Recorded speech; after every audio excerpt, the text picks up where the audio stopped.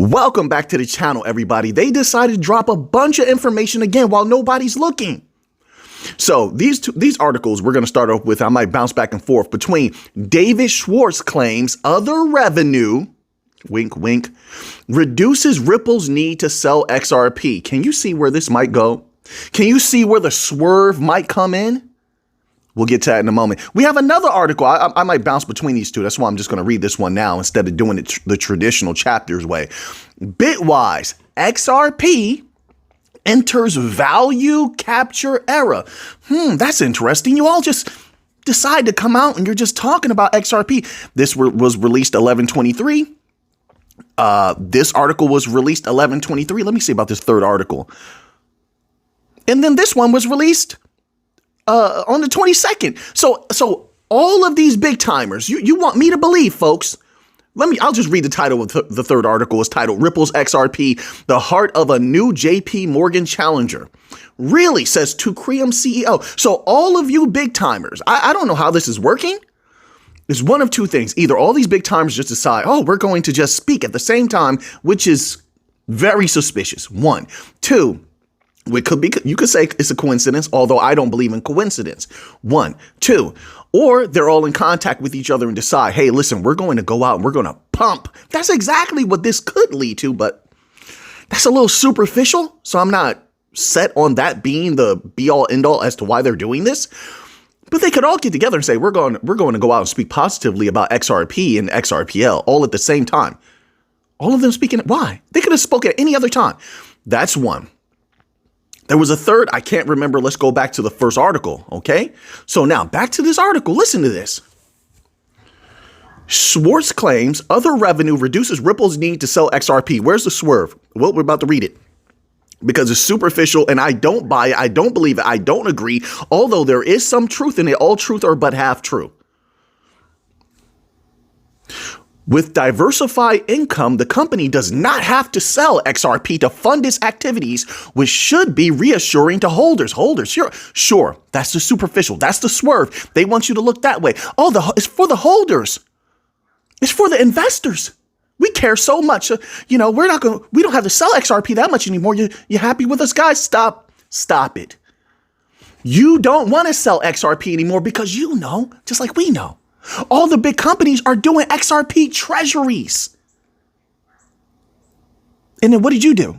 You went out and apart from your escrow, bought a ton more XRP so you could dominate the XRP treasury aspect. Oh, that got buried. So nobody remember. Does anybody remember that? Don't let them bury it. Why? Why are they doing XRP treasuries? Why did we read? I can't remember who said it. It was an article came out and they were talking about, I can't remember who was doing the push. There's this push for treasuries. Did you see that article? There's a push for treasuries now. So that means what? If there's a push for treasury, look into all of this, look all of it up. And if you like this type of content, boom, boom, boom, hit that like button. If there's a push for treasuries, that would mean that the crypto that are respected and could be trusted to be held. Why could it be trusted to be held? Because it's going to make a ton of money, a ton of value. So those who can make a ton of value and are respected and trusted and are at the forefront of the technology, that would be who? Bitcoin. Well, we already know that. XRP, Solana, Chainlink. You mean basically the ones that were on the digital asset stockpile list that the White House and the U.S. government gave a nod and tip of the hat to? That was for a reason. That wasn't for you and I. They didn't have to put that out. Why'd they put that out?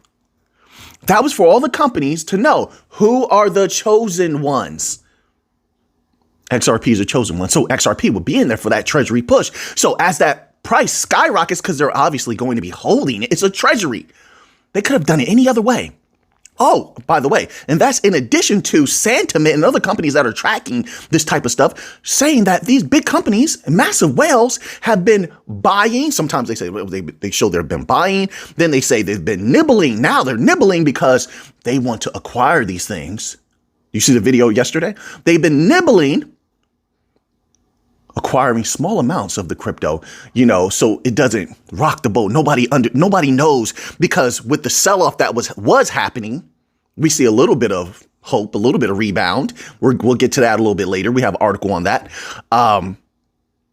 the selling buries or hides the fact that they're buying. And I knew they would. They can't resist. So now after we read those articles about them buying little amounts, we read one like that. We read another one that said they were nibbling. That's how they phrased it. Now we're seeing all these articles coming out about big companies go, let me see if I have it. Hold on. Bear with me now. We're cooking today. And oh my word, you want to get in that members only section. Oh my. I'm not joking around. When you see this look on my face, I'm very serious. I have something for you. But that's up to you. Now, I can't find that article, but there's a renewed push to acquire crypto once again, which could turn sentiment, show sentiment is turning. Now, let's read a little bit here. Let's go back to the original. Don't worry, I didn't forget. Let's go back to that original article. All this ties together. Why? Because it all leads inexorably to a massive explosion in price. And there was even article writers I've never heard talk about the shakeout, a great shakeout. But here's the thing. You might say, well, article writers have talked about shakeouts before. No, this was different because now they actually acknowledge something that we've been talking about. They don't like to touch on this aspect where there's the shakeout happening now of retail. Why? Say it louder. So institutions can take over. They're finally beginning to admit it, not just with Bitcoin, but with bank coins as well. Right. I don't know why that was so difficult for them to just start acknowledge. I'm talking about mainstream. Acknowledge that. The bank coins were literally made for these companies. They know that. Oh, they know that. And on top of that, they're in rebellion to SWIFT. I don't know how eloquent I was in that video yesterday. Go watch that video. Trust me on this. And then take that information and go look it up for yourself. That's all I want here. Present information, and I hope other researchers are taking it. And there's plenty of them, plenty of you, and look into it for yourself. All right. So now, continuing on, this is for them. And no disrespect to Mr. David Schwartz, has done a brilliant job, does many brilliant things, but you are on the team. You are on Ripple's team. You are there to make a hefty profit with XRP and see your dream come to fruition, see your dream of XRP being a dominant currency globally, XRPL being a dominant system globally. You're there to see that through. And that happens by playing the game. So you don't want people too bullish just yet because the banks are still positioning, unfortunately. They are. It's just not anyone's fault. It's not our fault that they're still anachronistic and they're behind, etc. But they're coming over to our side. They're coming over to our side while simultaneously they're in rebellion, full rebellion to SWIFT, to where SWIFT, they're like, I see these headlines. It's not completely accurate to say, well, they've done away with, the legacy messaging. No, you got to read those documents a little deeper. So the way that they're trying to keep the banks, did you pay attention to that? Because see, if they outlaw that, they have almost over 60% as of the last numbers reported. 60% of banks are not in compliance with the ISO mandate from SWIFT. It's not about ISO. It's about being a rebellion to SWIFT. Over 60%. Of course, once again, we have to wait for those new numbers. Don't worry, we'll get back to that first article. Don't worry, it all ties in together. 60%. So if they were to just say, you know what, 60% of you can't use the system now, that would be destructive. I had to keep myself from saying a word YouTube doesn't like. That would be destructive, self-destructive for SWIFT. And we would take all of those banks. And they know that. They know who's on the rise. They know. Oh, Mick, but Ripple system, it's still growing. It's taken very seriously. So years ago, they were reporting allegedly over 300 banks, right? 300. We've gotten different numbers at different times. Okay, let's say that's real. 300 plus banks. I think they probably have much more than that as of now. You want to be honest. Just my humble opinion, not financial advice. I don't know Ripple. I don't know anybody there. Just my opinion. So let's say that's real. Over 300 plus banks that they have. they would be taken seriously. Russia's alternative to SWIFT has only over 500 banks, around that number, around 500. That's significant. And that was years ago.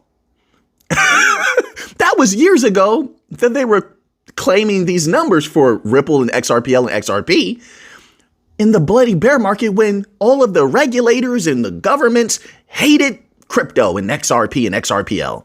What do you think they're doing now that they're unleashed? So that is significant. Okay, now, so back to this once more. David Schwartz says has opined, I like that word, good word, today, opined that new revenue models could reduce the need for XRP sales. You don't want, I don't like that. It's not for us holders. We know where we stand, most of us, right? You got a few come, they come and go. That's their position. It's always been that way. It's for you because Ripple wants to sell as little XRP as possible. Doesn't mean they're not going to sell. They want to sell as little, did I say as much? As little XRP as possible. My apologies if I misspoke. It does happen. They want to sell as little as possible so that when that price explodes, they can max out the value that they hold or liquidate. Just like anyone else. They know they're not fools. This is why Brad Garlinghouse has XRP tattooed on his body. It is the key. It is the way to the top. He knows that. They know that. So, yeah, if they want to max out that value, it's for them.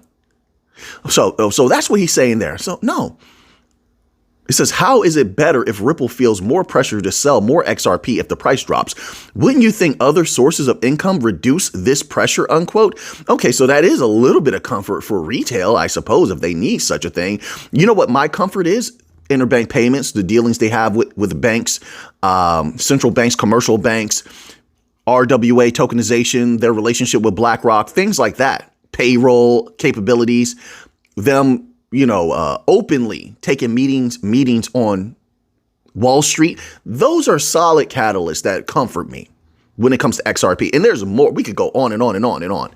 All right. So you had this article. Let's go here because they all came out at the same time wanting to speak. Okay. So what do they have to say? Then we get to this article. Bitwise, XRP enters value capture era. It says aggressive capture might no longer seem risky for crypto projects in the current regulatory environment, according to Bitwise's Matt Hogan. Well, we already know that. What I take this as, just from the first sentence alone, these people are excited about something they know about. You don't see that? Why come out now? Why did they all? What's the catalyst? What's the cause? This is the effect. So David Schwartz comes out talking about XRP and giving it props and comforting people with. Matt Hogan comes out talking about XRP. And who is this? Hold on. Let's get the third one in there. And someone from 2Creum comes out all within the last few days. Do you perceive that there is no cause for these effects? Something happened that pushed all of them to the forefront. They were forefront. They were so excited. They had to say something. What do you think it is? I mean, we're playing with thoughts. We're brainstorming. This is how we get somewhere. You're a good detective. I'm a good detective. We're brainstorming here. Something happened. Perhaps a deal, a partnership, sometime a meeting, a powerful meeting with who? I mean, they're coming out in the last few days saying this. Let's put some pieces together. Swift has what they've got going on with the ISO thing. And once again, what if, and I know I hate to do what ifs, but this is how we're brainstorming, right? Playing with thoughts. And these are factual observances. Is it likely that Ripple and other Bankcoin companies were watching the ISO mandate? Not because of ISO. Once again, it's not about ISO. They're not in rebellion to ISO. Rich messaging. They're not in rebellion to that. But because it's a tool of Swift, they're in rebellion to Swift. And they were watching that like I was.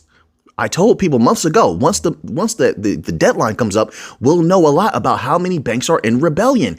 And what are they turning to in rebellion? They're turning to alternative systems like XRPL, Hedera, Chainlink, Solana, etc., and conglomerations of such. That's great for us. That's great for us. So if there's a higher percentage in rebellion, like I said, we'll see what the new numbers are. But if it's anywhere between 50 and 60%, that's 50 and 60% of those banks that could turn to our systems. I think we're going to take a huge swath of them, regardless of whether they remain partially using Swift. And the reason I say partially using, did you see those documents that was coming out? You read through those documents, read through those bank documents they've been putting out, been potent about DLT technology. They've been bending the knee. That's so bullish. It's unbelievable. In my humble opinion, you don't have to feel like I feel. I'm not here to make you excited like I am. That's not a part of me. All right. I simply express myself. I'm not here to convince you either. But that's so bullish. It's unbelievable. In those documents, they've pretty much given up this whole, well, it's going to only be Swift like it always was, and Swift is they've given that up completely now, where they admit most banks, this is what they're saying, most banks are going to use some sort of conglomeration of alternative systems as well as Swift. Well, doesn't that go against the prime mainstream narrative? Swift is building a blockchain, so it won't need any. What? That's not what Swift said. Even Swift didn't say that. They're not a standalone. They're never going to be. They're not at the forefront of technology. They're losing a war that from a wound that was self-inflicted. They didn't have to be weaponized. They were weaponized, are weaponized. We are running wild right now, and should be and can continue to run wild because we are not weaponized. We are not siloed. We are not fragmented. No, we're not. They just take a few phone calls, as you see, for companies like Ripple and Hedera to come together, say, yeah, we're going to work together. Ripple and Cardano, longtime rivals in the past, now working together. A few phone calls. Yeah, we'll work together. Because they see the vision. We're not fragmented. The legacy system is. They don't want to use each other's systems. Look into the banks not wanting to use each other's systems. And that's why. And they don't trust each other with their value either. And that's why they're fragmented. That's why they all have what they're calling now preferred DLTs. So this bank here, yet of all those thousands of those banks will have different DLT companies unless there's some overlap. I think that there probably will be some overlap if many of them are a part of something like RippleNet. But other than that, they get to choose. So this one uses XRPL. This one uses Hedera. This one uses a legacy system offering. They have the fragmentation, which means they're on the table. They have to have a neutral connector piece. That's not Swift. That's not Bank of England system. That's not Europe system. They're all biased towards the West. And the East is massively powerful, just like the West is, which means you have to have a neutral connector. What's that going to be? It's not them.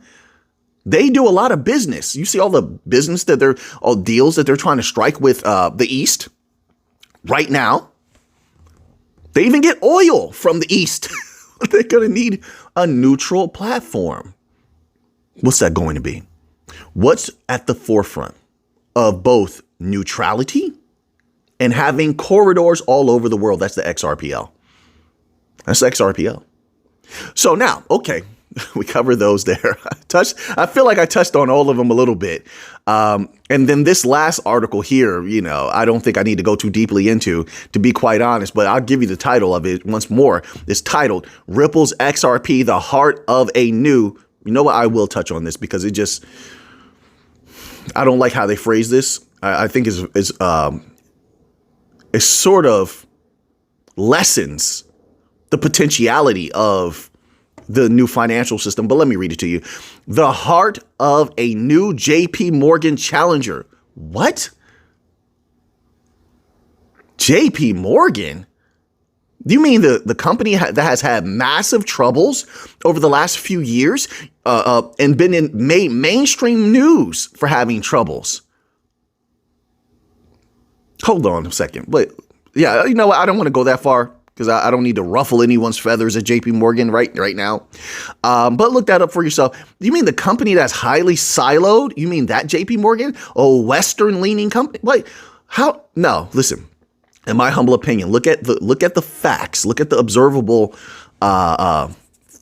information and happenings that we can play with. Ripple is more a challenger to the IMF. Ripple is more a challenger to central banks. Yeah, I said it. That's real. That's serious business. They see that. they see that. The central banks know. That's why they're trying to keep their enemies closer. You know, keep your friends close, keep your enemies closer. That's why they're all hugged up with Ripple. Why? Oh, they're looking at them and they said to themselves, wait a minute, this is not a regular non-banking financial institution. This is something else. They're similar to us. Oh, we can't just let them run wild. No, bring them closer. No. Don't let them do what they want to do. We have to bring them closer. Let's get buddy with them because we see where they're heading. Their archetype is so similar to the IMF. They have a liquidity token that can explode in value, both making them and their investors very, very happy and very, very wealthy. Not financial advice, by the way, but also will help their company rise to a massive amount of power independently. Bring them closer. Bring them closer. And all the regular banks, regular commercial banks. Oh, they're large. JP Morgan is a large commercial bank. This is a commercial. That's why a lot of them, you know, they take a little bit of umbrage. I like to say umbrage. I don't like umbrage. Like just umbrage. I like to say umbrage. Say umbrage one time with me. Umbrage. Look, it makes you feel sophisticated and powerful. That word just rolls. It just rolls off your brain like a silk cloth. When would a silk cloth be on my brain, Mick? I don't know. But it conveys the point. Umbrage. Woo, that's powerful. I have my own way of saying things. If you are a person in this world, make a few things that are of your own. Say words how you want to say them. Do something that's unique unto you while you have the chance. I think that's a part of our experience here. I do. You know, we're unique. We're born unique I do believe for a reason. Even if you just consider it the expression of nature, well, every leaf is different. Every snowflake is different. That's wild to even think about. So why would you be the same as everyone else? Don't be. Everyone dresses the same, walks the same. Don't dress different, walk different. They want to fit in. Don't fit in. Yeah, be unique, special. Leave an impact. We're not here for long. Leave an impact. All right, so now let's go here. I believe I had a little bit of Bitcoin news. I did. Woo!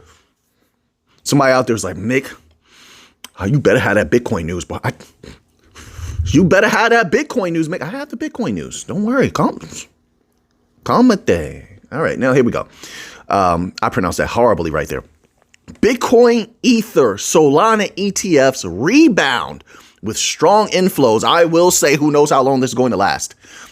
I'm not a short-term person, so it really doesn't make too much difference to me. But I do watch for resilience. I watch and I say to myself, wait a minute. Okay, if this is happening, I'm looking forward to the new numbers coming out so I can see who's buying. Is it I know it's institutions buying, but I need to see it. People want to have something solid. So when I come back later and I'm like, well, institutional buying, Santiment said this or some other company said this. I like Santiment. That's why I always reference them. Then I can have a source to reference for that. That makes sense. But it says this. So that's my interest here. Because I know, and like I said, I'm not here to convince you of anything whatsoever. Not financial advice. All right. I personally feel Bitcoin is not bullish, super bullish. You got to say it with a high voice, super bullish. High on the super, low on the bullish. There you go. A little tonal speech like Cantonese, one of my favorite languages. It says here, After a bruising week of historic outflows, the exchange-traded fund market finally took a breath. Bitcoin, Ether, and Solana ETFs all closed Friday in the green, signaling a welcome shift in sentiment. Like I said, well, it's the weekend, so we'll see how this plays out next week. We'll see if the shakeout continues. And they have been successful in their shakeout. And once you see institutions, they said institutions are nibbling. They're accumulating quietly, but they're doing so. So they haven't left. Oh, also, we read an article that was stating that institution, but I don't know who did this. Someone did like a poll and they did a poll of institutions. And institutions were firm in their resolve to hold Bitcoin. I was surprised. I was like, oh, wow. Okay. Not all of them, obviously. I don't speak as an absolutist, like all of them did. No, even if I misspeak, I'm not an absolutist. So I don't mean all of them. No, not all of them. But majority of them were strong in their position to hold Bitcoin. That's interesting. So that price will begin to go back up. It's just a matter of time before those positive catalysts, which are so strong, make that price explode at some point in the future. I don't know when. I'm not a timeline person. I don't know. I say watch the catalyst. It'll tell you what you need to know. That's how I feel about that. It says it felt like the kind of market day investors had been waiting for, quietly hopeful. I don't understand that mentality. It's like, so Bitcoin does good for months and months and months and months, sitting at highs and, doing wonderful. And then like a week or two or three go by and it consolidates or it goes down and then the world is on fire. Like, I don't know. I just don't see a balance there. Let's continue on. It says I just don't feel that way. The crypto ETF market staged a meaningful rebound to close out the week on Friday, November 21st. Bitcoin ETFs led the revival, posting 238.47 million in net inflows, a stark contrast to the punishing outflows earlier in the week. Fidelity's FBTC. Why do I do that? You know what's funny? Watch. Let me read that one more time. Listen to how I read that, right? Bitcoin ETFs led the revival, posting 238.47 million views in net inflows. And it's like, oh man, you know what? When I used to watch the news when I was little, and I watched a lot of news. My grandmother, who is a school teacher, you can see where I get all this from. My grandmother's a school teacher. My grandfather's a detective, right? It's like, yeah, you can see why I end up the way I am, but anyway, where I get it from, right? She would just have the news on all the time that we're visiting my grandmother's house. And I used to hate that. I don't know what that is, how they speak. And you know what? It's wild. I think it rubbed off on me because now that I'm reading stuff, I begin to read like that. It's not on purpose. Like, and I catch myself and I'm like, Mick, why'd you read it like that? But then it just comes out naturally. How am I to feel about that? I don't know how to feel about that. This is natural. It's just come out naturally. Just let it ride. Wu wei, right? Go with the flow. Wu wei. I don't know, folks. I'm just sharing. Okay, let's keep going. Fidelities, I just want you to know, like, it happens sometimes. Things you absorb throughout your life, sometimes they just come out of you. You ever notice that? Maybe it could be just me, I suppose. I don't know. Fidelity's FBTC drove the turnaround with 108.02 million entry, while Grayscale's Bitcoin Mini Trust added 84.93 million, and Grayscale's GBTC contributed another 61.53 million. Grayscale, come on, you can do a little better than that. Throw another 20 million on top. You know you're bullish on Bitcoin. Stop. We know. It's okay. Sprinkle a little millions, a little bit more value on that little Bitcoin cake. Don't worry about it. We're going to get to the explosion. In my humble opinion, a wave of secondary inflows helped reinforce the positive shift with ARC-B. This is what it says. ARC-B at 39.06 million, BTCO at 35.80 million, BITB at 22.83 million, and HODL at 8.31 million. The lone drag came from BlackRock's IBIT. I'm not worried about BlackRock whatsoever at all. I'm not worried about. I know what they're planning. In my humble opinion, I feel like they love Bitcoin. They've got a taste of it. Once they taste that candy, you can't not offer them candy ever again. That makes sense. You got to give them some more candy. They got to taste of that candy. I mean, real candy. Somebody's like, Mick, what kind of candy you talking about, Mick? Like, not that. What? Whoa. Hold on a second there, pal. What kind of mind you got going on? I'm talking about regular. You go to the store, a couple of cents. No, candy doesn't cost a couple of cents anymore, right? You pay $1 for a little tiny little piece of candy, right? You're like, what kind of candy you paying for? Mick, in my area is a couple of cents. High quality candy? High quality candy? I don't know. Let's keep going. But I'm not worried about BlackRock. They have the taste for Bitcoin. I believe you're going to see them go very heavy. They're the ones looking to take value from all these other companies, and they know they can do it. And you know what? I don't doubt that they can. They're setting them up. This was bait. This was bait in the water, and they bit the bait. They're nibbling. The companies are getting in slowly. They're accumulating Bitcoin again. They bit the bait. That's how I feel about that. So Bitcoin, in my humble opinion, all the positive catalysts remain super bullish. So now that you have that information, what are you going to do with it? I know what I'm going to do with it. So until next time, everybody, let's get to the money.